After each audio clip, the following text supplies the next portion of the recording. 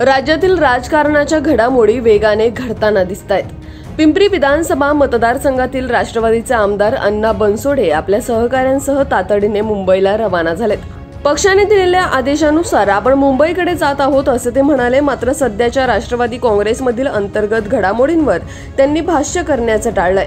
मात्र लवकरच तुम्हा सगळ्यांना आनंदाची बातमी मिळणार असल्याचं सांगत आमदार बनसोडे यांनी सूचक विधान केल्याने नेमकं राष्ट्रवादी काँग्रेसच्या गोटामध्ये काहीतरी चाललंय हे पुन्हा अधोरेखित झालंय। राष्ट्रवादीच्या आपल्या समर्थक आमदारांना घेऊन अजित पवार नवा गट तयार करतात का याकडे पुन्हा एकदा सगळ्यांचे लक्ष लागलंय।